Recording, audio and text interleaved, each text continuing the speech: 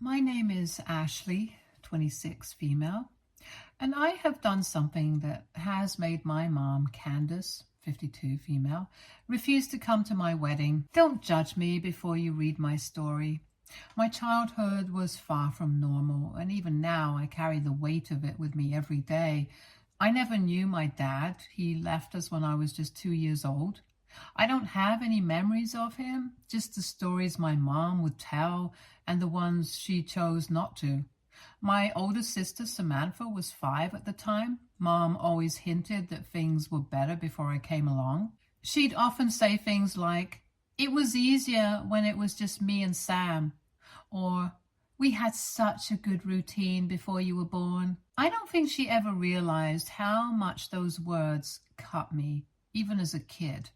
I remember one time I was about 7 or 8 and it was my birthday. I was so excited because I thought maybe, just maybe, my mom would let me have a small party. Nothing big, just a few friends over for cake. But when I asked her, she just sighed and said, "We never had these problems and demands before you came along. Birthdays were so much simpler with just Sam." It was like she was saying I was the reason for all her troubles, and that stuck with me. School wasn't much better. I was always the quiet kid, the one who didn't want to draw too much attention. I had a few friends, but I always felt different. Like there was this invisible barrier between me and everyone else.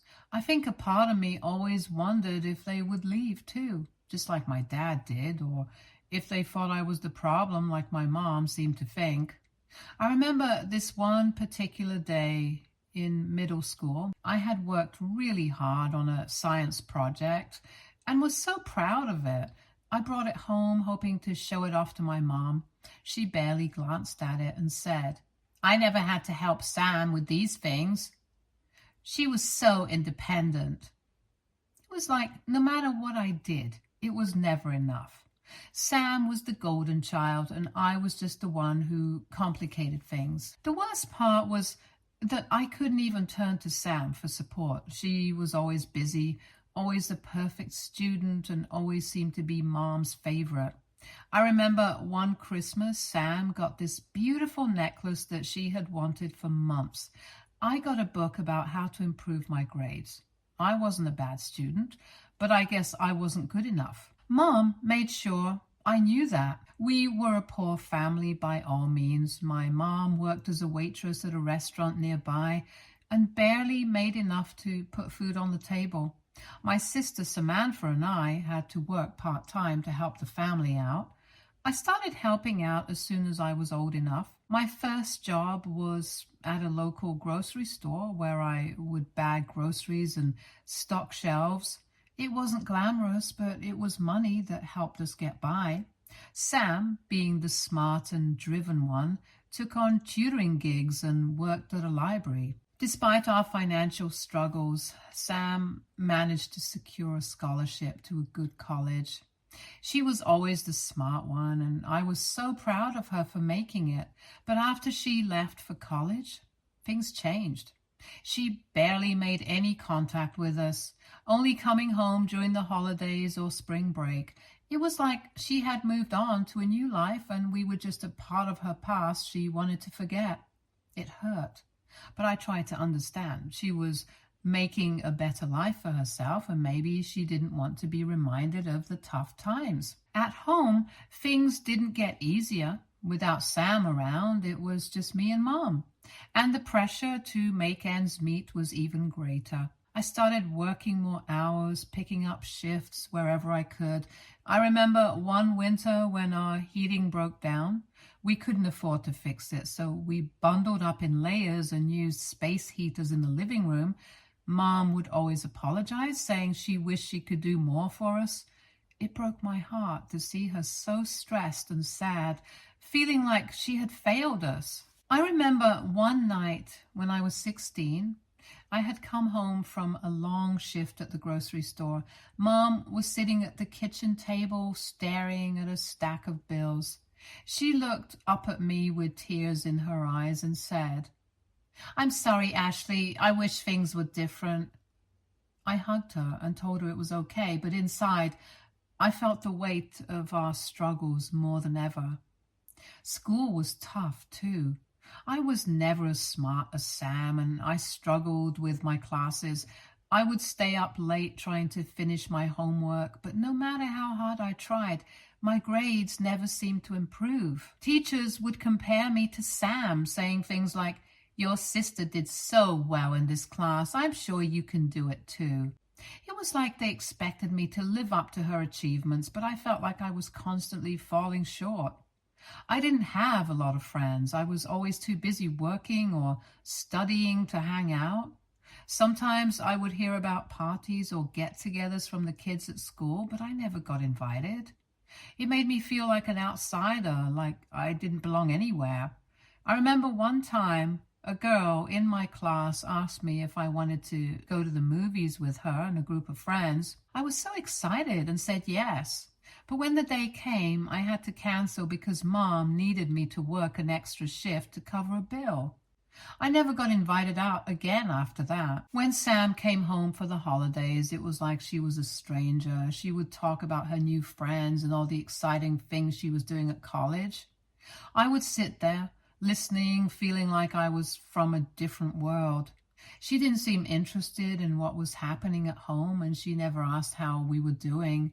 It felt like she had moved on and left us behind. After my sister graduated, she started working in a very lucrative field. She got a job at a big company, making a lot of money right out of the gate. Then she went back to school to get her MBA, and as expected, moved on to an even better position. During this time, she barely had any contact with my mom or me. It was like she was too busy climbing the corporate ladder to remember where she came from. I was not exactly academically inclined like Sam, but I loved art. Drawing and painting were my escape from reality. I decided I wanted to pursue a career in art, even if it was risky. Living at home made it easier financially, but it wasn't the best environment for someone trying to find their path. I started taking online art classes and watching tons of YouTube tutorials to improve my skills. I would spend hours each day working on my art, trying to get better. To make some money, I started selling my art online. I set up an Etsy shop and an Instagram page to showcase my work. It was slow going at first and I wasn't making much, but I loved what I was doing. It felt good to be creating and sharing my art with others, even if it was just a few people. But living at home with my mom was tough. She could not stop comparing me to Sam. Every time I made a little money from my art, she would say things like, "That's nice, but Sam makes more in a day than you make in a month." It was like a constant reminder that in her eyes, I wasn't measuring up. One particular instance stands out. I had just finished a large commission piece and was really proud of it. I showed it to my mom, hoping for a bit of praise. She looked at it and said, "It's pretty, but it's not going to pay the bills like Sam's job does. Why don't you find something more stable?" It crushed me. I knew she didn't understand art or what it meant to me, but hearing her say that made me feel like my passion was worthless. Things in our family were still weird, but Samantha would at least talk to us once in a blue moon. She'd call on birthdays or holidays, making the obligatory small talk. It wasn't much, but it was something. Then, about 5 years ago, things changed drastically. Samantha just stopped picking up our calls, and eventually we realized we were blocked. Mom was devastated, and I was confused and hurt. I tried to reach out to her through friends and even social media, but I never got any response. Finally, I got a new phone number and decided to text her, hoping she would reply if she didn't recognize the number. And to my surprise, she responded. But the message I received wasn't the warm, reconciling note I had hoped for. It was a long text filled with hurtful words and a tone that was cold and distant. Samantha wrote, "I'm moving on with my life, with my new family, and I don't need poor toxic people like you dragging me down. I've worked hard to get where I am, and I can't afford to be associated with people who are stuck in the past and aren't going anywhere. Reading that message felt like a punch to the gut. She went on to say that she couldn't stand the way Mom would always complain about money and how I was wasting my time with my silly little art projects. She said that she was embarrassed to tell people about us because we were a constant reminder of where she came from and how we never seemed to improve our situation. She even accused Mom of being manipulative and toxic, saying that every time she did call or visit, Mom would guilt trip her about not being around enough or not helping out financially. Samantha made it clear that she felt Mom was trying to trap her in the cycle of poverty and guilt. As for me, Samantha wrote that she couldn't believe I was still trying to make a living from art. She said, "Ashley, you're a grown adult and you're still playing around with paint and brushes like a child. Grow up and get a real job. You're a burden and you're never going to make anything of yourself living in that fantasy world." I never showed that text to my mom. It was too hurtful, and I didn't want to add to her pain. After everything that happened, I felt like I needed a change. I knew I couldn't keep doing what I was doing. It wasn't sustainable, and the environment at home was just too toxic. I decided it was time to find a job that would allow me to pursue my art part-time while giving me the financial stability to move out and start fresh. So I became an air hostess. It was a great job that paid well, and it gave me the opportunity to travel and see the world.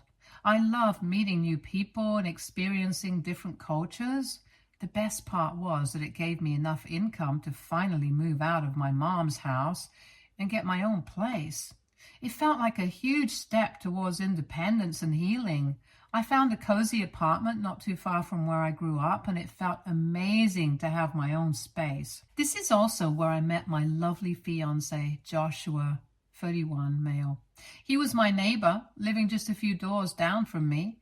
I remember the first time we met. I was coming home after a long flight, looking like a mess with my hair all over the place and my uniform wrinkled. I was struggling with my suitcase, and Joshua, who was walking his dog, came over and offered to help me carry it up the stairs. He had this big, warm smile and kind eyes that immediately made me feel comfortable. We started talking more and more every time we ran into each other. It began with casual hellos and small talk, but soon we were having longer conversations. He'd come over for coffee and we'd talk about everything from our favorite movies to our childhoods. Joshua was so different from anyone I had ever met. He was kind, patient, and genuinely interested in what I had to say. He made me feel valued and appreciated, something I hadn't felt in a long time. As we got to know each other, we realized we had a lot in common. We both loved traveling, good food, and had a soft spot for cheesy romantic comedies. He worked as a graphic designer, and he had a deep appreciation for art, which made me feel even more connected to him. He would always encourage me to keep pursuing my passion for art, and even help me set up a little art studio in my apartment. We started dating, and things just felt right. He was always there for me, supporting my dreams and lifting me up when I felt down. We had so many great moments together, like the time he took me on a surprise trip to the beach because I mentioned in passing how much I missed the ocean, or when he organized a small art show for me in our apartment, inviting our friends and neighbors to come and see my work. It was one of the happiest moments of my life. A few months ago, Joshua proposed to me, and it was the sweetest, most heartfelt moment ever. It was a quiet evening, and we were having a picnic in the park near our apartment, one of our favorite spots. We were lying on the grass, looking up at the stars and talking about our future. Joshua suddenly got up and said he had something to show me. He pulled out his sketchbook and handed it to me. As I flipped through the pages, I saw drawings of all the special moments we had shared together. Our first meeting, our first date, the beach trip, and the little art show.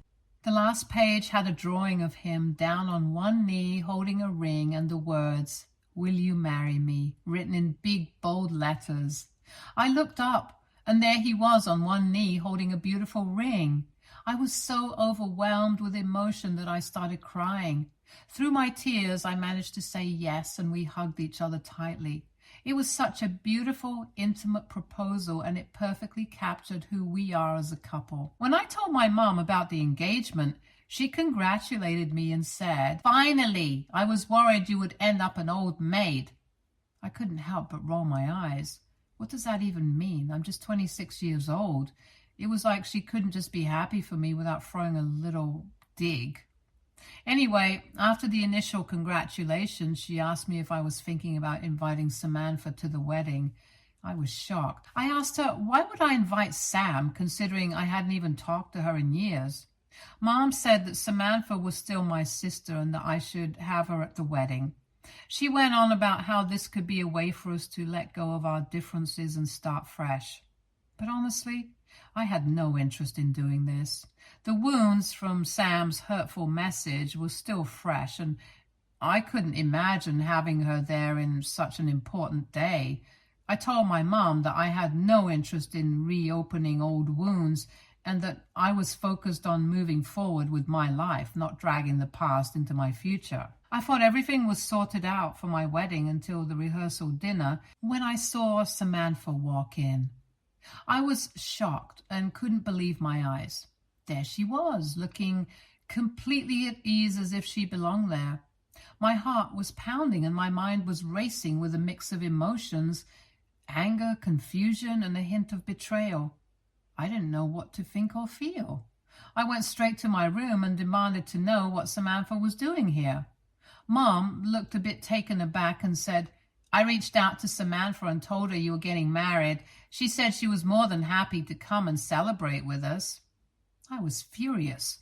How could Mom invite her without even asking me first? But I knew there was no point in causing a scene then and there with everyone around. I felt so many eyes on us, and I could see people whispering and looking in our direction.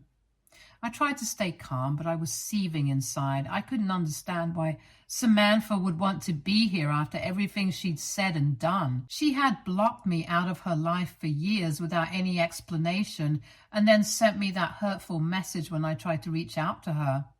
And now she was here, acting like nothing had happened. It was infuriating. I had been nothing but a good sister to her, always trying to bridge the gap, but she treated me like I was nothing.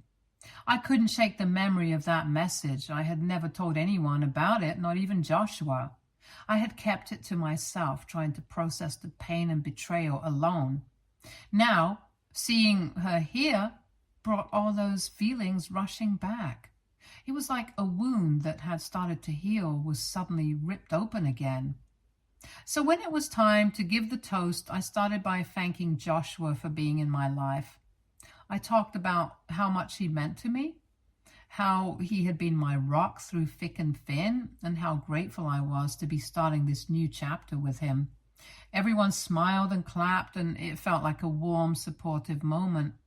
Then I turned to Samantha and welcomed her, mentioning how surprising it was to see her after all this time. I could see the curiosity in everyone's eyes, wondering where I was going with this. I took a deep breath, my hands trembling slightly, and decided to do something bold. I pulled out my phone and read the message she had sent me all those years ago. It went something like this. "I'm moving on with my life, with my new family. I don't need poor, toxic people like you dragging me down. You're wasting your time with your silly little art projects. Grow up and get a real job. You're a burden, and you're never going to make anything of yourself living in that fantasy world." As I read the words, the room fell silent. You could hear a pin drop. Everyone was shocked and appalled. I looked around and saw faces filled with disbelief and anger. Joshua reached out and held my hand, giving me the strength to keep going. I felt a mix of emotions, but mostly a sense of relief for finally letting the truth out. Samantha's face turned bright red. She looked around, clearly embarrassed and unsure of what to do. She mumbled something under her breath and then grabbed her purse and left the venue immediately. However, not everyone felt the same way about what I did. My mom was furious. She said that I had gone too far and embarrassed the family in front of everyone. She told me that I had ruined the chance to fix things with Samantha and that I should have handled it differently. Her words stung, and I felt a mix of anger and sadness. I asked her why she wasn't mad at Samantha for saying those hurtful things about me and about her. I couldn't understand why she seemed more upset with me than with Samantha, who had been the one to cut us off and send that awful message. Mom just sighed and said that it didn't matter anymore because it was so long ago. She said we should be focusing on the future and that holding on to the past wouldn't help anyone. Her next words hit me like a ton of bricks. She said she was disappointed in me and that she didn't want to come to my wedding anymore. I was shocked and heartbroken. I had hoped she would understand my feelings and support me, but instead, it felt like she was taking Samantha's side and blaming me for everything. What can I do here? How can I convince my mom? Update 1. So thank you everyone for your comments and suggestions. I have some updates. I got married, and no, my mom or my sister were not part of it. Here's what happened after the rehearsal dinner drama. I tried talking to Mom, hoping we could sort things out before the wedding, but she was still so upset about me confronting Samantha and airing our family's dirty laundry in front of everyone that she refused to attend. It was heartbreaking, but I knew I had to focus on my big day. Walking down the aisle alone was a mix of emotions. I had dreamed of this moment my whole life, imagining my mom by my side, proud and smiling. But I didn't let this bring me down. The ceremony was beautiful, surrounded by friends who have become my chosen family and who have supported me through everything. Joshua and I exchanged vows that we had written ourselves, promising to love and support each other through thick and thin. It was a deeply emotional moment, and I felt so grateful to have found someone who truly understands and values me. After the ceremony, we had a small reception with our closest friends. There were tears, laughter, and lots of dancing. It was a celebration of love and new beginnings, and I couldn't have asked for a more perfect day. I also want to clarify a few things. Samantha and I grew up together in the same house, but she didn't play a motherly role in my life. We lived parallel lives under the same roof, and she was often distant, focused on her studies and her own path. As her younger sister, I craved her attention and validation, hoping for a connection that never fully materialized. Now, regarding her decision to distance herself from our family, I understand that people have the right to move on and create their own lives. However, I also have the right to set boundaries and decide who I want to include in my life's important moments, like my wedding. Samantha's actions and hurtful words made it clear that our relationship was strained, and inviting her to such a personal event didn't feel right to me. Choosing not to invite Samantha wasn't about punishment or revenge. It was about protecting my emotional well-being and prioritizing those who have consistently supported and cared for me. I needed my wedding day to be filled with positivity and surrounded by people who genuinely celebrated my happiness. Update 2. Hi guys. I know it's only been a few days since my last update, but I have some big news to share. A few days after the wedding, I received a surprising text from Samantha. She wanted to talk to me and asked if we could meet up. At first, I was hesitant because I was still in the honeymoon phase with Joshua, and I didn't want anything to spoil my mood. But there was a nagging feeling inside me that urged me to hear her out. So I agreed to meet her at a local cafe. When we met, there was a bit of awkward small talk at first. Then Samantha took the initiative to apologize. She admitted that when we were younger, she unfairly blamed me for our dad leaving. She also acknowledged that her message years ago was hurtful and stemmed from her own difficult circumstances at the time. She didn't try to excuse her behavior during our childhood either. Recognizing how distant she had been as an older sister, she expressed genuine remorse and asked for a chance to start anew. I listened carefully to her words, feeling conflicted. The wounds from our past are deep, and I wasn't sure if I could simply overlook everything that had happened. But then Samantha said something that struck a chord with me. She pointed out that both of us were shaped by our toxic family environment, but we had the opportunity to create a new dynamic for ourselves, one that could be different from what we experienced growing up. Her words resonated with me, but I knew I needed time to process everything. I told her honestly that I wasn't ready to make a decision right then and there. It wasn't just about forgiving her. It was about figuring out if I could trust her again. and if we could truly move forward in a positive way. Since then, I've been reflecting a lot on our conversation. Samantha's apology was a step in the right direction, and I appreciate that she took responsibility for her past actions. At the same time, rebuilding trust takes time, and it's not something that can be rushed or forced.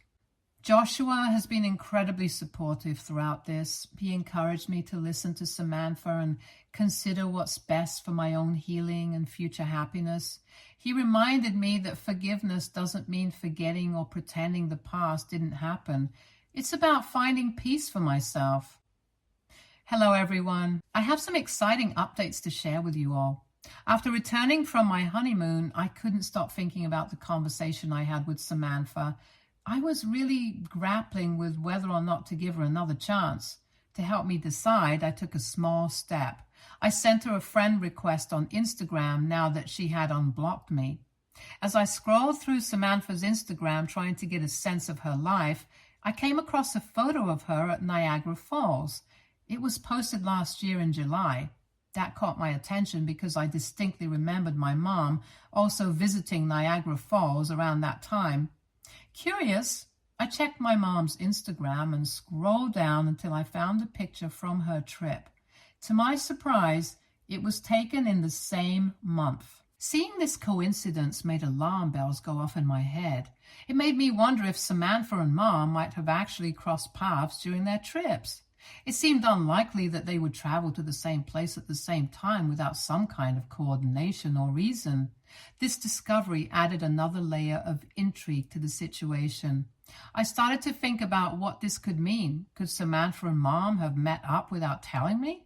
Was there some connection or conversation between them that I wasn't aware of?